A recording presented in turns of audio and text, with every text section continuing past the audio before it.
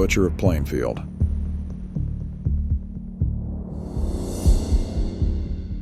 In the mid-20th century, amidst the rural tranquility of Plainfield, Wisconsin, a sinister shadow loomed. This small farming town with its humble population became the unsuspecting backdrop for a series of horrors that would shock and haunt the community, and indeed the entire nation. The epicenter of these chilling tales was a dilapidated farmhouse on the outskirts of town, where Edward Theodore Gein, a man of seeming simplicity and isolation, harbored ghastly secrets behind closed doors. Chapter 1.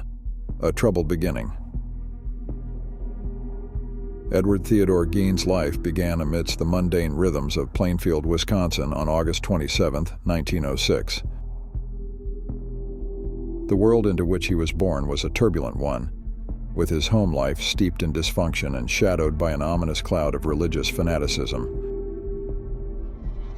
His father, George Gein, was often incapacitated by alcohol, a ghostly figure of inconsistency and inability. His mother, Augusta, however, was a pillar of fierce religious fervor, casting a dominant shadow over the Gein household with her strict Lutheran beliefs. Augusta wielded the Bible like a weapon, cultivating a landscape of fear and loathing in the impressionable mind of young Ed. Women, she preached, were instruments of sin, and the world outside their desolate farmhouse was a treacherous garden of vice and immorality. In this oppressive atmosphere, Ed and his older brother Henry found themselves ensnared, their lives entwined with their mother's harsh doctrines. Education and social interactions painted a dismal picture as well. At school, Ed was a target of ridicule and mockery. His classmates often poked fun at his subservience to his mother and his odd behaviors. These experiences served only to deepen his isolation and solidify his bond with Augusta. The turbulent waters of Gein's life were further muddied by tragedy. In 1940, his father, George, succumbed to his life's struggles. 4 years later, fire would claim the life of his brother, Henry, who had begun to show signs of resistance to Augusta's overbearing influence. Left alone with Augusta, Ed's attachment to his mother grew almost symbiotic. However, the universe seemed to have a cruel script written for Gein. In 1945, he faced an insurmountable loss: the death of Augusta. Her death left Gein shattered, a vessel devoid of direction, left to navigate the murky waters of his psyche alone. Navigating through the echo-filled hallways of his desolation, Gein found solace in the strangest of places. He immersed himself in reading mainly pulp magazines and adventure tales, with a peculiar interest in stories involving cannibals and Nazi atrocities.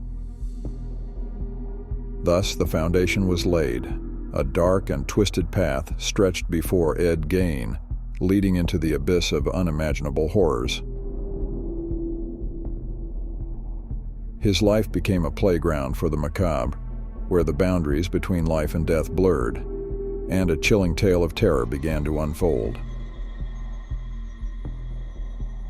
Chapter 2. Descent into Darkness.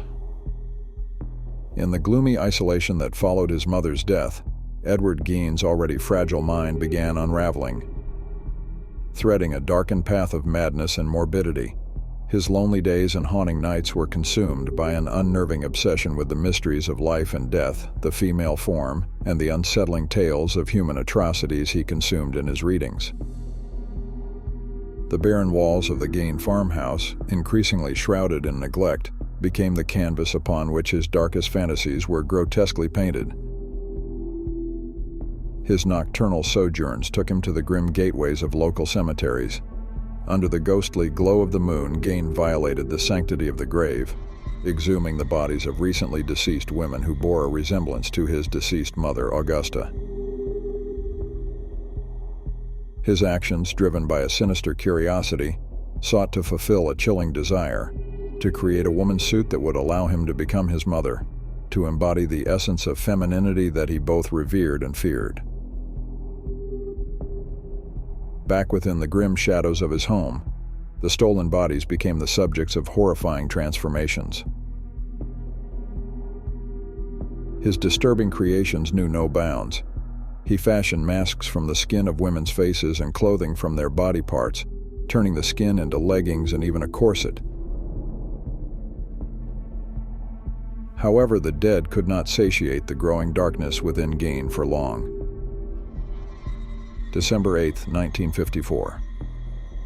Mary Hogan, a spirited woman running a local tavern in Pine Grove, Wisconsin, mysteriously vanished.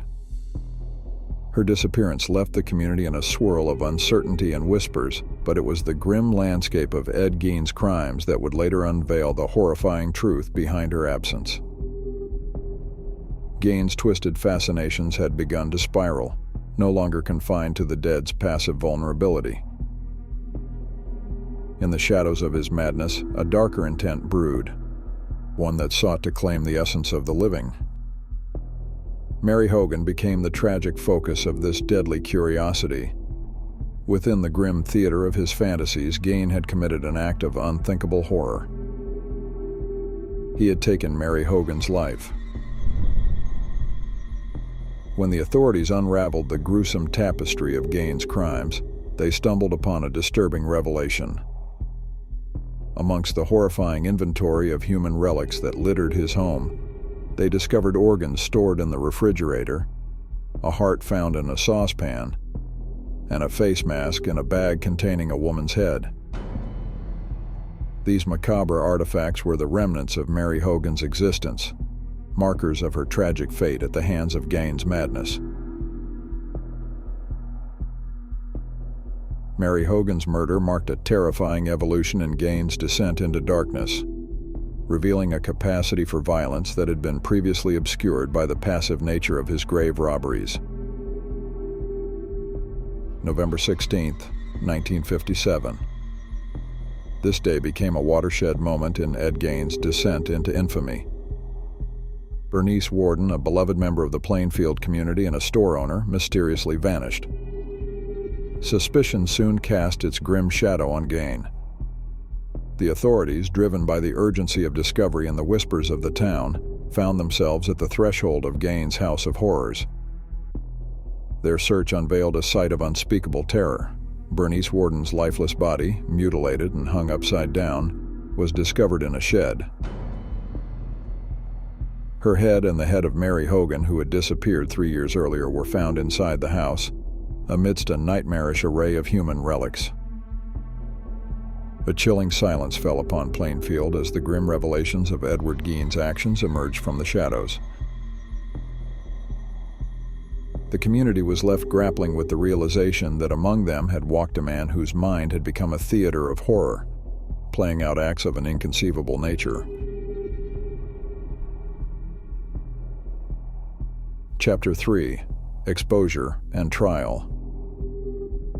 With the gruesome discovery of Bernice Warden's mutilated body and the unsettling artifacts littering Ed Gein's home, the veil shrouding his macabre activities was lifted, casting the rural town of Plainfield, Wisconsin, into a state of shock and disbelief. The investigators tasked with unwinding the threads of Gein's darkness embarked on a nightmarish journey through his distorted reality.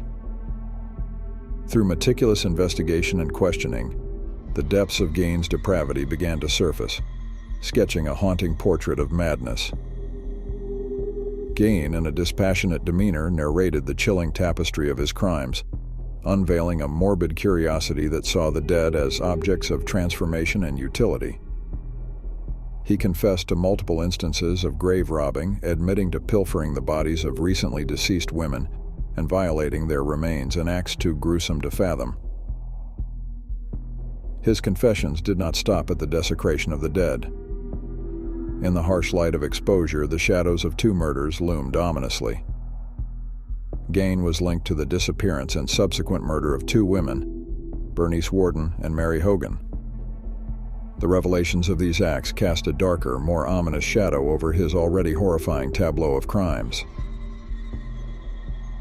Gein's trial began on November 21, 1957, but the road to justice was a winding one.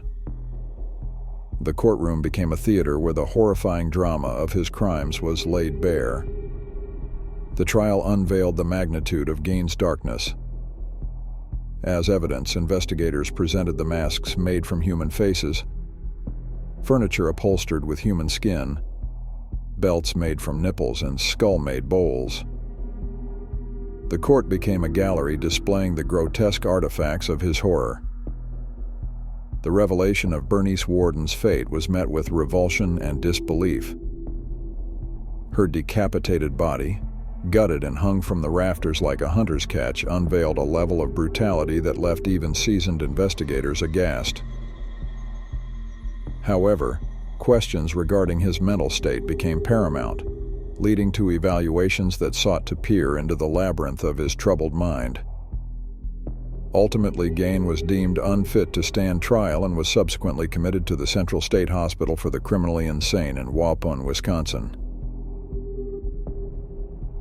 A decade would pass before the wheels of justice would turn again.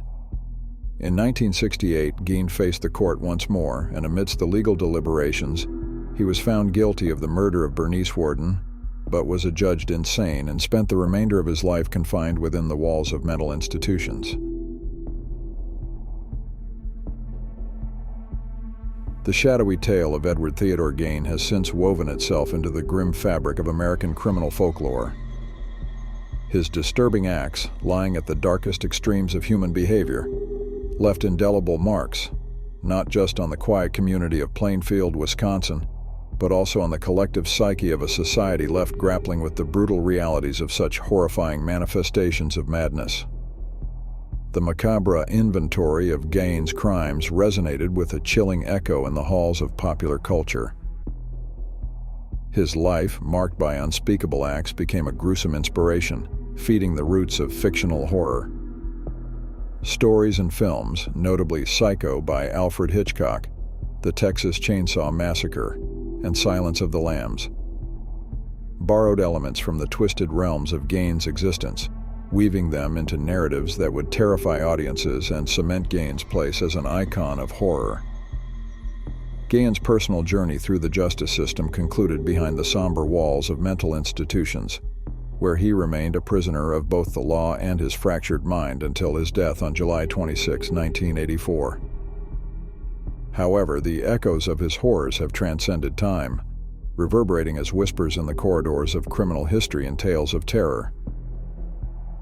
The legacy of Ed Gein's darkness remains a study of the human mind's capacities for the grotesque and macabre.